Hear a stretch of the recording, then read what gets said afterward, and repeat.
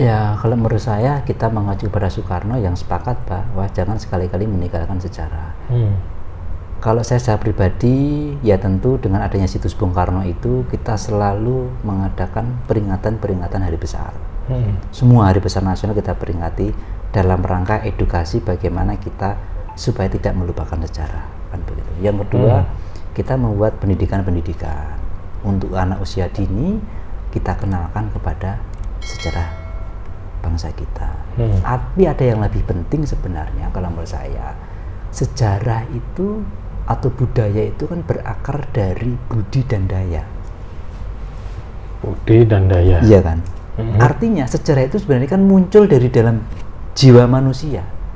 Maka tercerminlah menjadi seni, menjadi itu kan cerminan yang apa yang ada di dalam jiwanya dan pikiran. Manunggaling tiga lah. Rasa, cipta, karsa, kan begitu.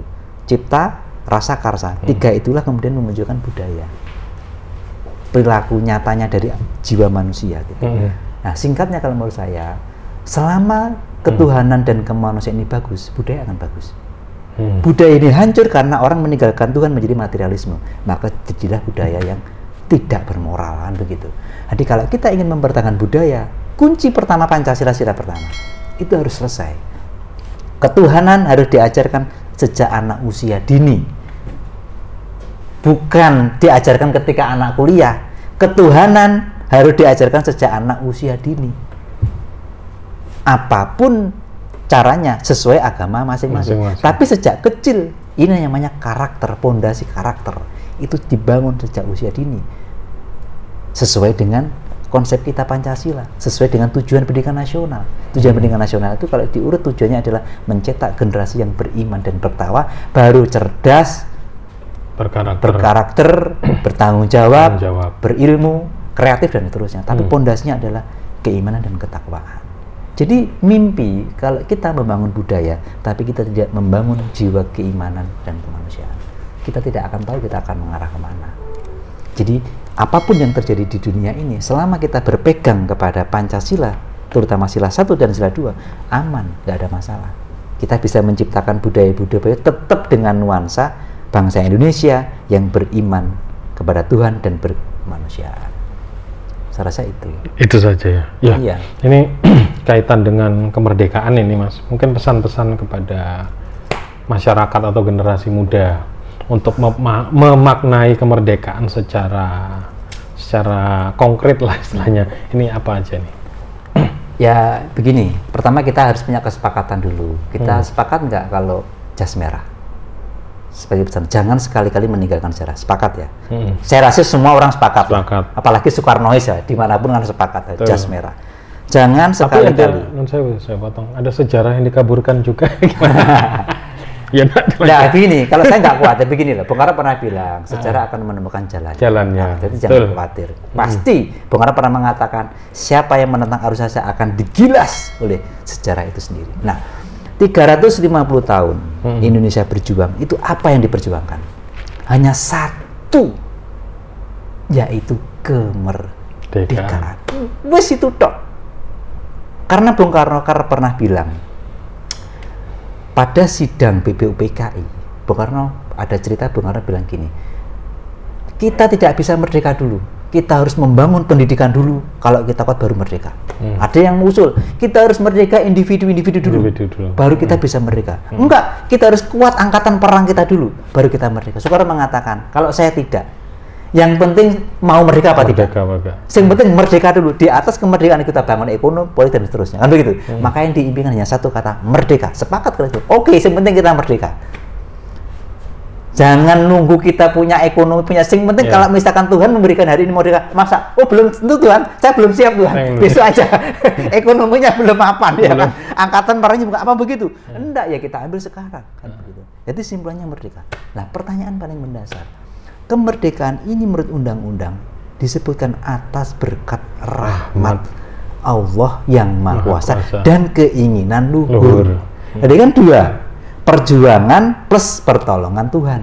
Ini undang-undang loh ya, konsensus ya, bukan karangan kita, bukan mana. Ini konsensus para pendiri negara mengakui bahwa apa yang kita perjuangkan mendapatkan pertolongan dari Tuhan yang Maha Kuasa.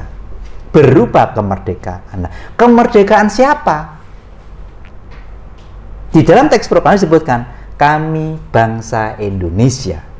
Dengan ini menyatakan kemerdekaan Indonesia. Oke, kata Indonesia kita blok, jeret. Ini maknanya apa? Apa bangsa, apa republik? Kan tidak jelas ini. Gitu. Apa kita maknai bangsa, apa kita maknai republik?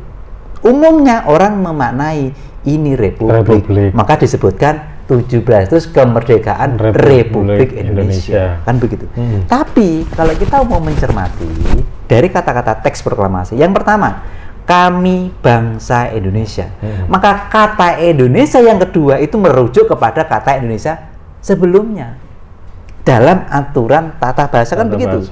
Namanya siakul kalam, dia harus kembali kepada kata sebelumnya. Maka yang dimaksud Indonesia itu adalah bangsa Indonesia. Kalimat ini dipertegas dengan hal-hal mengenai pemindahan kekuasaan. Ini baru republik. Diselenggarakan dengan cara sesama dan dalam tempo yang sesingkat-singkatnya. Ditegaskan di bawah atas nama bangsa Indonesia Soekarno-Hatta. Jadi jelasnya Mas, bangsa Indonesia berjuang 350 tahun, kemudian diberi pertolongan oleh Tuhan. Apa yang diberikan? Kemerdekaan. Kepada siapa? Kepada bangsa Indonesia. Nah, dari bangsa Indonesia yang merdeka inilah kemudian bangsa ini mendirikan organisasi politik yang namanya negara.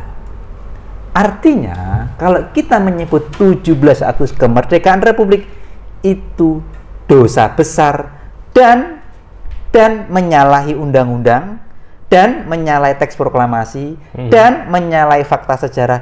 Yang terberat adalah mengingkari nikmat Tuhan yang Maha Kuasa. Maka orang yang menyebut itu, saya yakin akan dapat laknat dari Tuhan yang memberi kemerdekaan kepada bangsa Indonesia.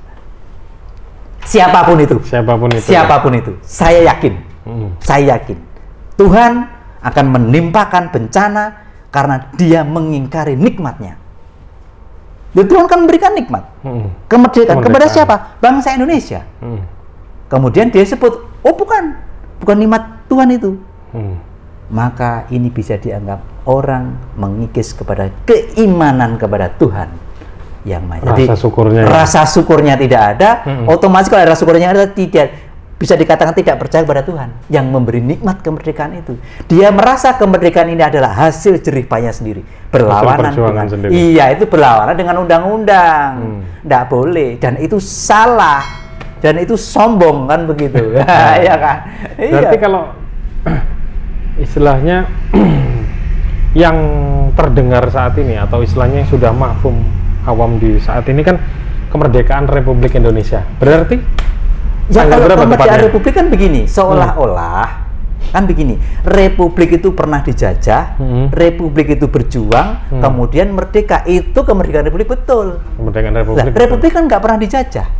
Yang dijajah adalah bangsa yang merdeka kemudian mendirikan negara. Nah inilah, maka penyebutan kemerdekaan Republik ini kan bias, gitu.